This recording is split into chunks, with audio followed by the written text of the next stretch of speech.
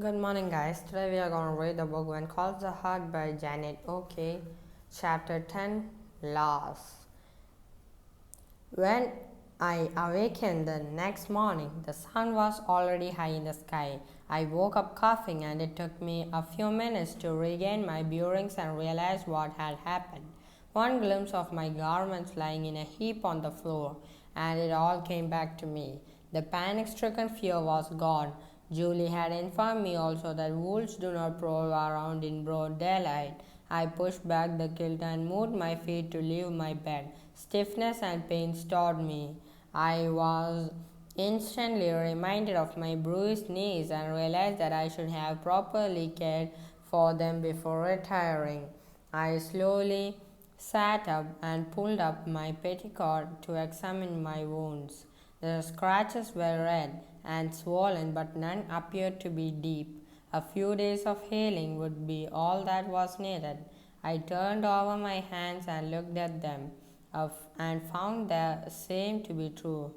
But I was shocked at their filthiness, dirt streaked and soot smudged. I shuddered to think that I had actually gone to bed in such condition. Crawling slowly and painfully out of bed, I limped around to open all of my windows in an effort to clear out the stubbornly clinging smoke. Then I washed myself as thoroughly as I could in cold water and dried myself on the cleanest portion of my soiled dress. My scratches stung as I soaked the dirt out of them with the bar of soap and patted them dry. I wished them I wished that I had been sensible enough to bring some kind of ointment with me. Having none, I decided to try a small amount of cream from that jar that had been provided for my table. I did so the cut some. I dressed rather stiffly and did the best I could with my hair. It was badly in need of a good washing after my dusty trip in the Ainsworth's automobile and the smoke of the previous night. I had barely put things in order, built my fire, and put on the coffee pot when there came a knock on my door. I just prepared myself for a trip to the woodshed to replenish my wood supply. I had burned almost all of it from the big wooden box by my kitchen stove in my efforts to keep the wolves from my door. It must take a lot of wood to get the folks around here through the winter. With the wolves and the constant blizzards and all, I was thinking when the knock came. I opened the door, and there stood a young boy whom I judged to be 8 or 9. He was dressed in patched denim trousers and a freshly pressed cotton shirt. His blond hair was rather unruly, but his freckled face shone from its early morning washing. "Hello," he said, a shy grin trying to get past his weary eyes. "Hello," I answered, so glad to see him that I couldn't have hugged him. He must have read the pleasure in my face, for his grin broke forth. "Come in," I welcomed him with a smile of my own. I'm Miss Thatcher." He stepped forward awkwardly, timidly looked around for a moment, and then decided that he'd better get down to business.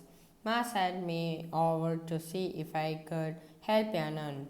His words were thick with a Scandinavian accent. Some my teachers might correct it, but I let it pass. "That's very kind," I said. "I can carry your wood and watch and things," the boy continued. Then he stopped and sniffed. "Smoky," he stated simply. "Having trouble with your fire?" It'll clear soon," I assured him, not wanting to blame the dependable old stove, but not knowing just how to bring up the match of the wolves either. The aroma of the coffee made my stomach gurgle. "Before you start on the wood and water, would you like to join me for breakfast?" "Thank you, but I already have my breakfast." "Then make this a lunch," I suggested, and the boy laughed. "Just sit down." I pointed toward the pale green chairs. "Take your pick." He stepped to the nearest one and sat down. I spread 4 slices of bread with butter and strawberry preserves, poured milk for him and coffee for me, and joined him at the table. I bowed my head and said a short grace.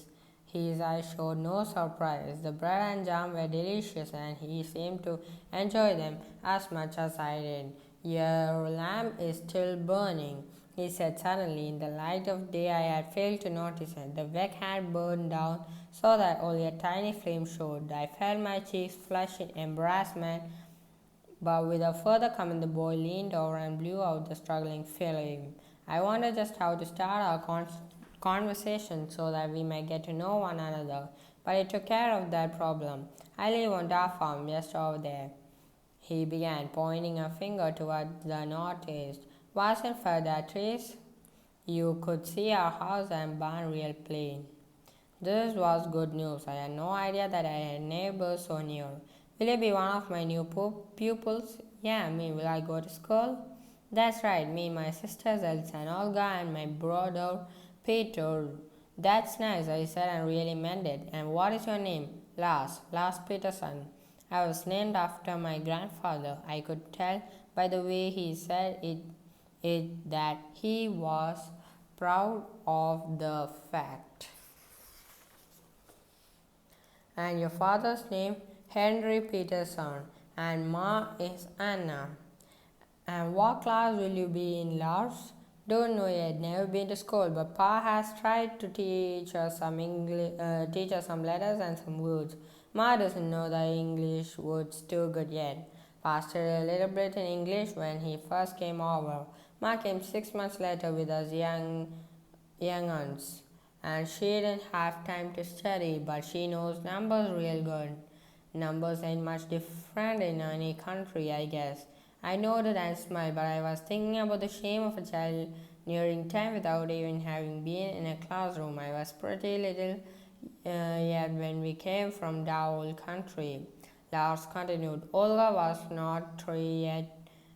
The twins just babies. How old are they now? Olga is 7.5 and Elsa and Peter are just turned 6. And you? I'm 9. He wiped the last crumbs from his cheeks and arose from the chair. I best be carrying that wood, he said. Yeah, almost out.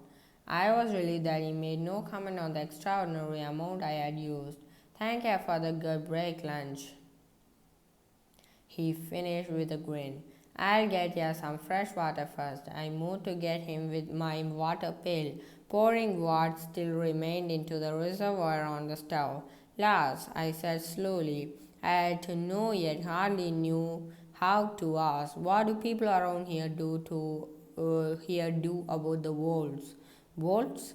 He looked surprised and confused. Then he answered confidently, we don't get no wolves. But last night I heard them, and if your farm is so near, you should have heard them too.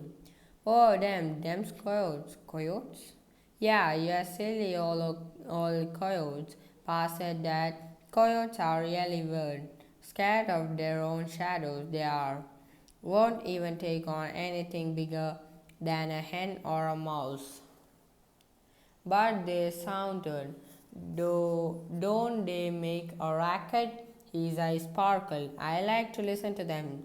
They sound so close like and they all howl together and yes, they do sound close.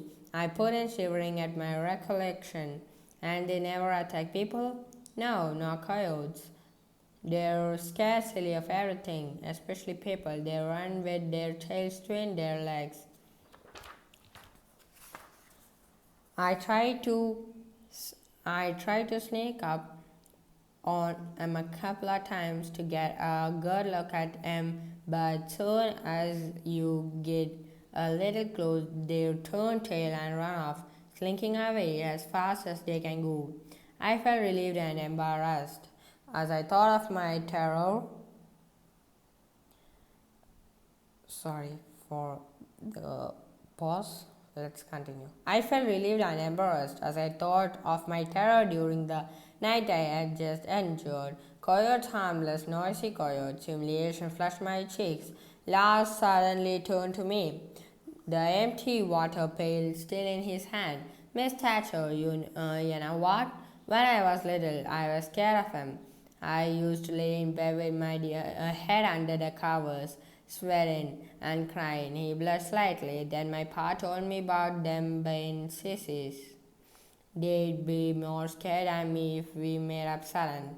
Pa says he's gonna get a couple good dogs. Yeah, to keep the coyotes away from the chickens. Chickens be about the only things that need fear coyotes. He turned to go, then turned back. Ya won't tell, will ya? That I used to be scared of silly coyotes? No, I won't tell. No one will know. You can be sure. I promised him. He left the room with relief showing in his eyes. I won't tell, I said to myself, about hiding under the covers of fear or fires or burning lamps. Anything. I'll never tell.